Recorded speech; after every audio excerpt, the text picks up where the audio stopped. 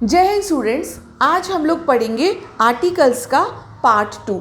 Part 1 में हमने पढ़ा कि आर्टिकल्स बहुत ही स्मॉल वर्ड होते हैं, लेकिन इंग्लिश लैंग्वेज में, इंग्लिश ग्रामर में बहुत ही इम्पॉर्टेंट वर्ड्स होते हैं। आर्टिकल का यदि हम शाब्दिक अर्थ देखें एज ए नाउन, तो आर्टिकल का मतलब हिंदी में अनुच्छेद भी होता है, लेख भी होता है, वस्तु भी होता है। लेकिन यहाँ पर हम आर्टिकल को इंग्लिश ग्रामर में उसका यूज़ पढ़ रहे हैं, तो यहाँ पर जो आर्टिकल है इनका पार्ट ऑफ स्पीच होता है डिटर्मिनर्स। आर्टिकल नाउन को स्पेसिफिक या वो नाउन अनस्पेसिफिक है, ये आर्टिकल के यूज़ से ही पता चलता है। नाउन के पहले आर्टिकल का यूज़ होता है, लेकिन सारी नाउन के पहले आर्टिकल नहीं आता है, और यही वो इम्पॉर्टेंट पॉइंट है जो हमको पता लगाना है कि ऐसी कौन सी नाउन है जिनके पहले की आर्टिकल का यूज़ किया जाता है। आर्टिकल दो प्रकार के होते हैं, ये भी हम पार्ट 1 में जान चुके हैं, definite article and indefinite article. Indefinite article में हम ए और एन का use on the basis of sound यानी ध्वनि के आधार पर जान चुके हैं। आज हम लोग इंडेफिनेट आर्टिकल ए या एन का use on the basis of structure, यानी कुछ स्ट्रक्चर्स में ए या एन जो कि इंडेफिनेट आर्टिकल होते हैं उनका यूज़ कैसे होता है। ये बहुत ही इम्पॉर्टेंट यूज़ है, क्योंकि ये एडवांस यूज़ है जो आपको कॉम्पिटिटिव एग्ज़ाम में भी एरर को डिटेक्ट करने में बहुत हेल्प करेगा। सबसे पहला यूज़ ए और एन का मोर देन वन नाउन, कि वो नाउन एक है जिसके लिए दो एडजेक्टिव आए हैं, या वो नाउन अलग अलग है। ये यूज़ है जो कि इम्पॉर्टेंट भी है और इंटरेस्टिंग भी है। पहला देखते हैं, यदि नाउन एक है और उसके लिए दो अलग अलग एडजेक्टिव यूज़ किए गए हैं, यानी वो नाउन को दो अलग अलग एडजेक्टिव उसको मॉडिफाई कर रहे हैं, उसको क्लैरिफाई कर रहे हैं, तो केवल फर्स्ट एडजेक्टिव के पहले ही इंडेफिनेट आर्टिकल या तो ए या एन का यूज़ किया जाएगा। यदि पहले हम लोग नियम समझ लेते हैं, फिर एग्जाम्पल में जाएंगे। यदि नाउन दो हैं और दोनों नाउन के एडजेक्टिव्स भी अलग अलग हैं, तब क्या होगा, दोनों एडजेक्टिव्स के पहले वो इंडेफिनेट आर्टिकल यूज़ किया जाएगा। अभी आप एग्जाम्पल से देखेंगे कि इंडेफिनेट आर्टिकल का यदि आपने गलत यूज़ किया इस कंडीशन में, तो उस सेंटेंस का मीनिंग ही बदल जाता है। कैसे? The first one, he gave me a red and blue pencil. He gave me a red and blue pencil. तो जो पेंसिल है ये नाउन है। अब इस नाउन के लिए एक एडजेक्टिव है रेड एंड ब्लू, पेंसिल एक। ये हमको कैसे पता चल रहा है? ये ऐसे पता चल रहा है कि जो फर्स्ट एडजेक्टिव है इसके पहले ही अ का इंडेफिनेट आर्टिकल का यूज़ किया गया है। इससे पता चल रहा है कि जो पेंसिल है वो एक है, और वो पेंसिल कैसी है? Red and blue. यानी ये जो पेंसिल है ये एक है। अब यही रेड एंड ब्लू दो कलर की पेंसिल है, ये हमें इस सेंटेंस से पता चला। लेकिन यदि ये सेंटेंस ऐसा हो, he gave me a red and a blue pencil. अब देखिए, नाउन यहाँ पर दो है, नाउन दो है और उनका एडजेक्टिव भी अलग अलग है। तो ये कैसे पता चला? जो पेंसिल है, first one is red pencil और जो सेकंड है वो ब्लू है, क्योंकि दोनों के पहले आर्टिकल को अलग अलग इंसर्ट किया गया है। तो ये बतला रहा है कि जो नाउन है वो कितनी है? दो हैं, और इनके लिए, इसके लिए ये वाला और इसके लिए ये एडजेक्टिव यूज़ किया गया है। इसलिए दोनों के पहले जो इंडेफिनेट आर्टिकल है, चाहे ए हो चाहे एन हो, वो अलग अलग यूज़ किया जाएगा। यदि हम यहाँ पर he gave me a red and A blue pencil कर दें, तो सेंटेंस का मीनिंग ही बदल जाएगा कि उसने मुझे एक लाल पेंसिल दी और एक ब्लू पेंसिल दी, यानी उसने मुझे दो पेंसिल दी। जबकि एक्चुअल में ये क्या देना चाह रहा है? ये एक ही पेंसिल इसने दी है, that was red and blue. लेकिन यहाँ पर वही नाउन कितनी है? पेंसिल दो है और दोनों के कलर अलग अलग हैं। तो जो इंडेफिनेट आर्टिकल है, इनका गलत यूज़, इनका गलत प्रयोग उस सेंटेंस के मीनिंग को बदल देता है। व्यक्ति एक है, उसमें दो क्वालिटी हैं, she is a poet and novelist. वो पोएट भी है और नॉवलिस्ट भी है। नाउन एक है, उसकी दो क्वालिटी हैं, तो पहली वाली क्वालिटी के पहले, फर्स्ट एडजेक्टिव के पहले ही हमको इंडेफिनिट आर्टिकल का यूज़ करना है। यदि दोनों अलग अलग नाउन हैं तो दोनों के पहले इंडेफिनिट आर्टिकल आएगा। यदि हम इस तरह का प्रयोग नहीं करेंगे तो उस सेंटेंस का मीनिंग बदल जाएगा, और मीनिंग बदलने से जो हमने इंडेफिनिट आर्टिकल का यूज़ किया है वो हमारा गलत हो जाएगा। तो ये बहुत ही इम्पॉर्टेंट और इंटरेस्टिंग यूज़ है, आप इसको नोट करें। इसके बाद में हम अगले स्ट्रक्चर में इंडेफिनिट आर्टिकल ए या एन का यूज़ देखेंगे। और अब आगे बढ़ते हैं। इंडेफिनिट आर्टिकल ए या एन का on the basis of structures में अगला यूज़ देखते हैं। अगला यूज़ में एक वर्ड होता है सच और सो। जूनियर लेवल की क्लासेस में आप इन सेंटेंसेस को, सच वाले सेंटेंसेस को बहुत पढ़ते हैं और सो वाले सेंटेंसेस को, लेकिन इनके इंडेफिनिट आर्टिकल ए और एन का यूज़ इनमें किस तरह से होता है, ये बहुत ही इम्पॉर्टेंट एंड इंटरेस्टिंग है। जब सच का यूज़ होता है तो जो इंडेफिनिट आर्टिकल कहाँ आता है, सच और एडजेक्टिव के बीच में आता है, ए या एन। उसके बाद में ये जो नाउन को क्वालिफाई करने वाला एडजेक्टिव है, शुरू में सच है, तो इस सच और एडजेक्टिव के बीच में ए या एन का यूज़ होगा। कैसे? जैसे हम लोग पढ़ते हैं सच अ पॉलिसी, ऐसा नहीं पढ़ते ए सच पॉलिसी, ऐसा नहीं पढ़ा जाता।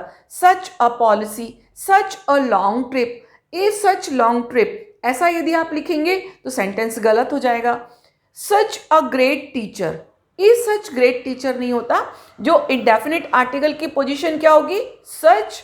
एडजेक्टिव, कौन सा एडजेक्टिव, जो इस नाउन को क्वालिफाई कर रहा है, इस एडजेक्टिव और सच के बीच में ही ए या एन इंडेफिनिट आर्टिकल आएगा। एग्जाम्पल देखते हैं।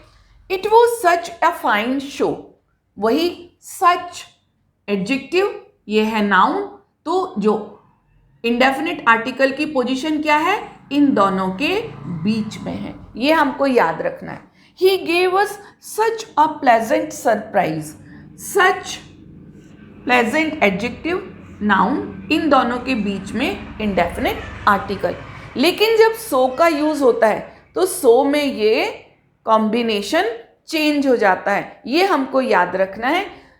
सो का यूज होता है तब क्या होता है, सो, उसके बाद में इस नाउन को क्वालिफाई करने वाला एडजेक्टिव आता है, एडजेक्टिव के बाद में इंडेफिनिट आर्टिकल आएगा और उसके बाद में वो नाउन आएगी। यानी पोजीशन कहाँ रहेगी, एडजेक्टिव एंड नाउन के बीच में इंडेफिनिट आर्टिकल रहेगा। जबकि सच में क्या होता है, सच एंड एडजेक्टिव के बीच में इंडेफिनिट आर्टिकल रहेगा। यहाँ पर so adjective, indefinite article, then noun. कैसे? एग्जाम्पल देखते हैं। It was so interesting a novel, it was so interesting a novel. So के बाद में एडजेक्टिव, इसके बाद में इंडेफिनिट आर्टिकल, इसके बाद में ये noun. So fine a show, so adjective, indefinite article, noun. So beautiful a picture, जबकि सच में क्या होता है, सच अ ब्यूटिफुल पिक्चर, लेकिन जब सो का यूज होगा, सो एडजेक्टिव, इसके बाद में इंडेफिनिट आर्टिकल, उसके बाद में नाउन। ये बहुत ही इंपॉर्टेंट यूज है और बहुत ही जिसमें कि गलतियां ज़्यादा होती हैं। क्यों? क्योंकि सच के पैटर्न पर सो में इंडेफिनिट आर्टिकल का यूज़ नहीं होता है। आप इसको नोट कर लें या इसका स्क्रीनशॉट ले लें, फिर हम आगे कुछ और स्ट्रक्चर देखेंगे कि वहाँ पर कैसे इंडेफिनिट आर्टिकल को यूज़ किया जाता है। इंडेफिनिट आर्टिकल का on the basis of structures में थोड़ा सा और आगे इनका यूज़ देखते हैं। नाउन कॉम्प्लीमेंट के पहले, नाउन कॉम्प्लीमेंट यानी जो वर्ड नाउन का इंफॉर्मेशन दे रहा हो नाउन के बारे में कि वो क्या है, कौन है, वो वर्ड क्या होते हैं, नाउन कॉम्प्लीमेंट। उनके पहले इंडेफिनिट आर्टिकल ए या एन का यूज होगा। He is a lawyer, a teacher, कभी भी ही इज़ टीचर या ही इज़ लॉयर या ही इज़ डॉक्टर, तो ऐसे वर्ड में इंडेफिनिट आर्टिकल ए का यूज़ ज़रूरी है। यदि ऐसा बोलेंगे ही इज़ टीचर तो ये सेंटेंस ग्रामेटिकली इनकरेक्ट होगा। I want to be a doctor, doctor noun complement है, आई के बारे में इंफॉर्मेशन दे रहा है, ये क्या है, नाउन कॉम्प्लीमेंट है, इसके पहले इंडेफिनिट आर्टिकल अ का यूज होगा। You are a good sportsman, good sportsman ये नाउन है, ये इसको क्वालिफाई कर रहा है, एडजेक्टिव है। यहाँ पर आपको इंडेफिनिट आर्टिकल अ का यूज करना है। यदि नाउन कॉम्प्लीमेंट के पहले आप इंडेफिनिट आर्टिकल ए का यूज नहीं करते तो वो सेंटेंस ग्रामेटिकली इनकरेक्ट माना जाएगा। एक्सक्लेमेशंस में एक्सक्लेमेटरी सेंटेंस क्या कहलाते हैं, ऐसे सेंटेंस जिनमें कि आश्चर्य यानी सरप्राइज, विस्मय की भावना का उसमें बोध होता हो, तो वो सेंटेंस क्या कहलाते हैं, एक्सक्लेमेटरी। और ऐसे सेंटेंस में व्हाट या हाउ से एक्सक्लेमेशन को रिप्रेजेंट किया जाता है, उनको बताया जाता है। तो जब व्हाट वैसे तो इंट्रोगेटिव है, लेकिन जब वो एक्सक्लेमेशन में यूज होता है तो इन सिंगुलर काउंटेबल नाउन के पहले इंडेफिनिट आर्टिकल का यूज किया जाता है। कैसे, what a hot day, what a hot day, indefinite article की पोजीशन जो एक्सक्लेमेटरी वर्ड और इस नाउन को जो क्वालिफाई कर रहा है एडजेक्टिव, उसके बीच में है, ये हमको याद रखना है। What a pretty child, exclamatory word, noun को मॉडिफाई करने वाला एडजेक्टिव, इन दोनों के बीच में इंडेफिनिट आर्टिकल ए। लेकिन यदि हाउ है जो एक एक्सक्लेमेटरी वर्ड है, यानी किसी भी सेंटेंस में, एक्सक्लेमेटरी सेंटेंसेस में सरप्राइज की जो फीलिंग देने के लिए उसका यूज किया जाता है, तो यहाँ पर क्या होगा फिर, हाउ फाइन अ डे। अब जो इंडेफिनिट आर्टिकल है वो इस एक्सक्लेमेटरी वर्ड के साथ ना आकर कहाँ आएगा, एडजेक्टिव और नाउन के बीच में इंडेफिनिट आर्टिकल का यूज किया जाएगा। तो हमको ये याद रखना है कि यदि नाउन कॉम्प्लीमेंट है उनके पहले इंडेफिनिट आर्टिकल लगाना है। एक्सक्लेमेशंस में व्हाट और हाउ के साथ किस तरह से इंडेफिनिट आर्टिकल का यूज़ होगा ये भी याद रखना है। यदि हम इनका सही यूज़ नहीं करेंगे या इंडेफिनिट आर्टिकल का यूज़ नहीं करेंगे तो ये सेंटेंसेस ग्रामेटिकली इनकरेक्ट माने जाएंगे। इसको भी आप नोट कर लें। एक दो स्ट्रक्चर और हैं, उनको भी पढ़ते हैं। And now one more use of indefinite article a और n। ये बहुत ही इम्पॉर्टेंट यूज़ है जब वर्ब नाउन की तरह यूज़ करती है। वैसे तो वर्ब के पहले इंडेफिनिट आर्टिकल नहीं आता है, लेकिन इस तरीके सेंटेंस आप लोगों ने पढ़े होंगे। फॉर ए वॉक, कभी सोचा कि वॉक तो वर्ब है, इसके पहले इंडेफिनिट आर्टिकल कैसे आया? तो ये रूल बहुत ही इम्पॉर्टेंट है, इसलिए क्योंकि इन सेंटेंसेस में जो वर्ब है वो नाउन की तरह फंक्शन कर रही है और नाउन के पहले इंडेफिनिट आर्टिकल का यूज़ किया जाता है। जब वर्ब नाउन की तरह फंक्शन करे, verb used as a noun, तो उसके पहले इंडेफिनिट आर्टिकल ए या एन का यूज़ किया जाता है। He has gone for a walk, for a walk, walk वैसे तो वर्ब है, लेकिन यहाँ पर वॉक का मतलब जब वर्ब होता है, जब वॉक वर्ब की तरह यूज़ होती है तब उसका मतलब होता है चलना, लेकिन यहाँ पर वॉक का मतलब क्या है, घूमने से मतलब है। तो यहाँ पर क्या हुआ, ये जो इंडेफिनिट आर्टिकल ए का यूज़ किया गया। ए यहाँ पर वॉक वर्ब के पहले नहीं आया है, ए यहाँ पर आया है जब ये वर्ब नाउन की तरह ये यूज़ किया गया, फंक्शन कर रही है यहाँ पे।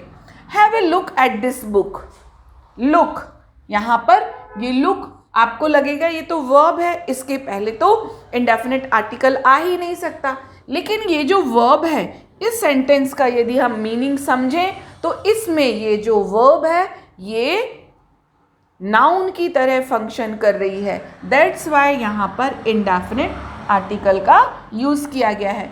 He gave a talk on grammar, उसने ग्रामर पर एक टॉक यानी एक चर्चा की, एक स्पीच दी। तो ये जो टॉक है ये वो टॉक नहीं है जो वर्ब की तरह, ही वॉज टॉकिंग, वो बात कर रहा था। ये यहाँ पर एज ए नाउन यूज़ किया गया।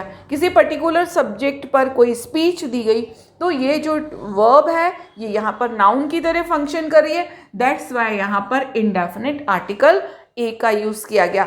अक्सर ऐसा होता है पर कभी सोचते नहीं है कि ये तो वर्ब है, इसके पहले क्यों आ गया। वो इसलिए आया क्योंकि ये सब जो वर्ब हैं ये नाउन की तरह फंक्शन कर रही हैं, नाउन की तरह यूज़ हो रही हैं। दैट्स वाई यहाँ पर इंडेफिनिट आर्टिकल ए का यूज़ किया गया। या एन का भी, जब एन के यहाँ पर जो वर्ब है वो एन के लिए सुटेबल होगी तो एन का यूज़ होगा। कुछ न्यूमेरिकल एक्सप्रेशंस के साथ, कुछ न्यूमेरिकल एक्सप्रेशन है ना, कुछ संख्यात्मक पद होते हैं, a couple, a dozen, 100, 1000, a million, a lot of. इनके पहले आपने देखा कि सबके पहले अ लगा हुआ है, तो ये इनके साथ में यूज़ ही होता है। A couple of people were there, आप सोचें कपल, लेकिन इसके साथ में इंडेफिनिट आर्टिकल ए का यूज़ करना ही है। He gave me 1000 rupee note, 1000 rupee note, उसके पहले क्योंकि ये इस तरह से यूज़ किया जाता है दैट्स वाई यहाँ पर अ ग्रेट मैनी पीपल। तो ये जो न्यूमेरिकल एक्सप्रेशंस हैं ये कहीं भी आए, इनके पहले आपको इंडेफिनिट आर्टिकल का यूज़ करना है। इसको नोट करें, इसके आगे फिर हम थोड़े से यूज़ और देखेंगे।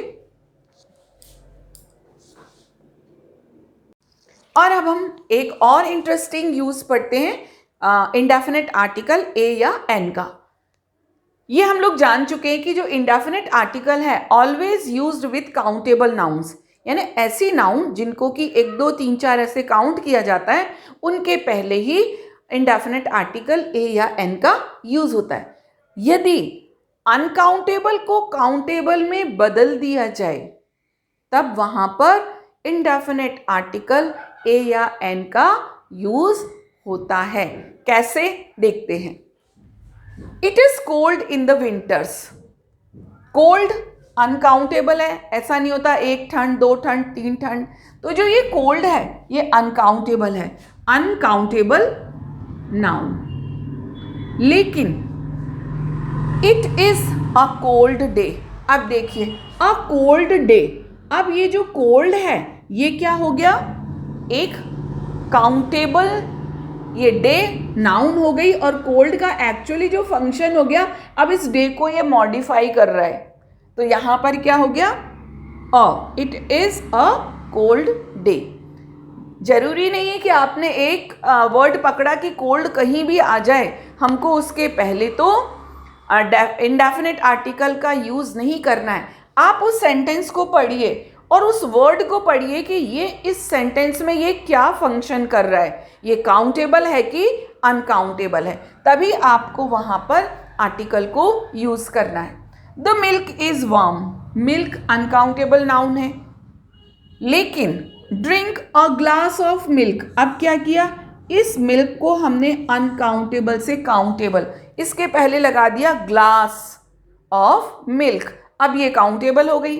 1 ग्लास 2 ग्लास 3 ग्लास मिल्क, तो ये क्या हो गया, अब वही मिल्क काउंटेबल में हो गया।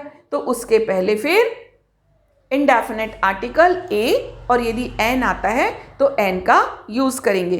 तो ये हमने पढ़ा कि इंडेफिनिट आर्टिकल का साउंड के बेस पर कैसे यूज़ होता है, स्ट्रक्चर्स में कैसे यूज़ होता है। आप लोग इन वीडियोस को दोनों जो पार्ट हैं इंडेफिनिट आर्टिकल के, उनको बार बार देखें, उन पर प्रैक्टिस करें, ताकि आपको जो आर्टिकल इंडेफिनिट आर्टिकल पर आपकी कमांड हो सके। आपकी जो एरर्स हैं, पैराग्राफ को एडिट करना, उसमें एरर्स को डिटेक्ट करना, उनको स्पॉटिफाई करना, वो आपकी उन पर कमांड हो और आपके सेंटेंसेस बिल्कुल करेक्ट हों। नेक्स्ट वीडियो तक के लिए जय हिंद।